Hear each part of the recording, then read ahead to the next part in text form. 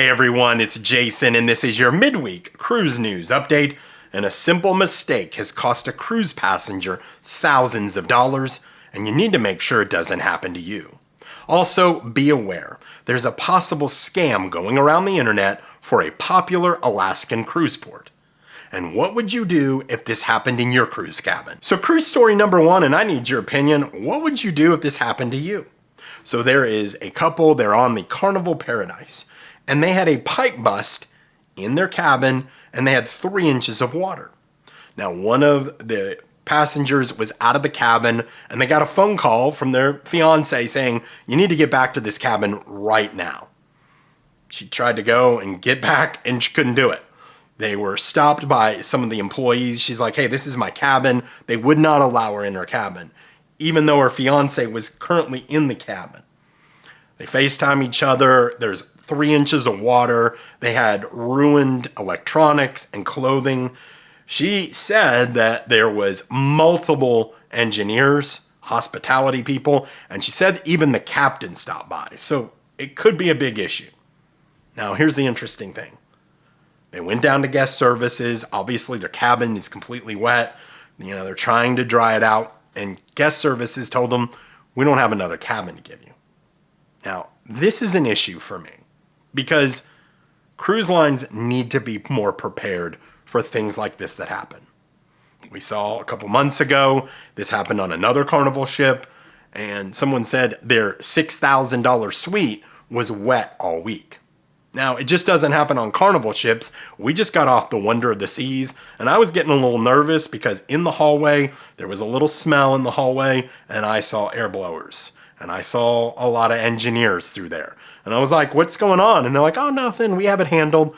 Now, my family is in this business. They've done a lot of water extractions throughout the years. I saw the air blowers, I saw them extracting water. I'm like, not good. I was a little nervous. We never had an issue, thank goodness.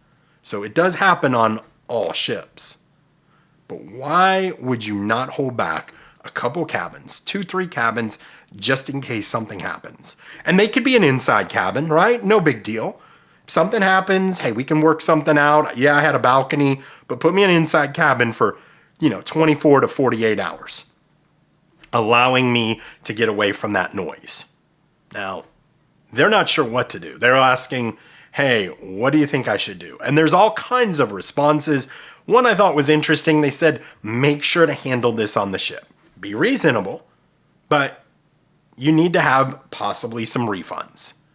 What do you guys think? And what would you do? Now, personally for me, something like this happened. I went to guest services and they basically said, sorry, we can't help you. I would keep trying to move up the ladder. Going to the hotel director. Would love to know what you guys think you would do.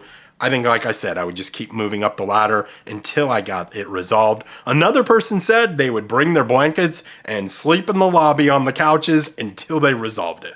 I thought that was kind of funny. So let me know what you would do in the comments. So cruise story number 2, and this is just a heads up. If you have an Alaskan cruise booked this year or know someone that does, and you're looking at planning your Juneau excursions, just kind of be aware of this post that's going around the internet. Now, a month ago, they posted that it was 80% of all the tours are full. Now they're posting 90% of all the tours to Mendenhall Glacier are full.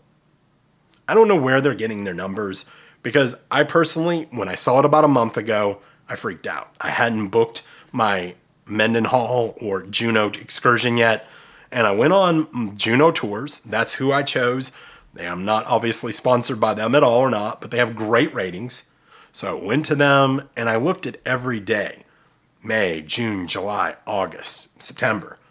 And they had availability almost every single day. So something's off here. So just be aware of this. Do not get too freaked out by it. Obviously, I think you need to go ahead and make your excursions and your plans. But the other thing that's interesting about this also is this is being posted to every single one of the Reddit cruise boards. I saw it posted 12 times.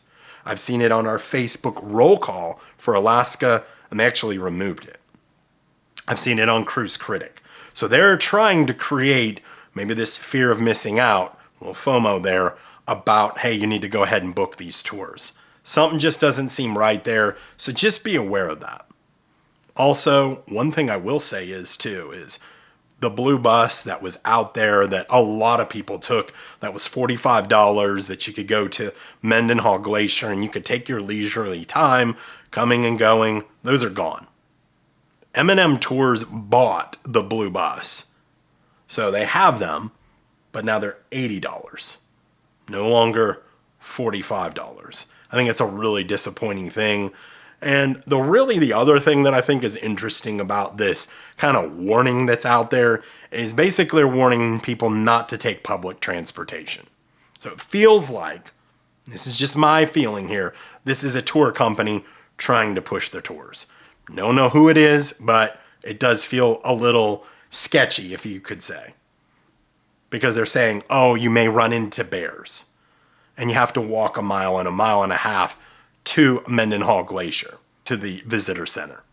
Now, there's thousands of posts out there about people who have taken the public transportation, enjoyed the trip, and made that trek and walk up there. So it felt a little, doesn't feel right there. So just be aware of that if you're going to Alaska or know someone that is. So before I get to cruise story number 3, I would ask that you please like this video, as it does help the channel grow.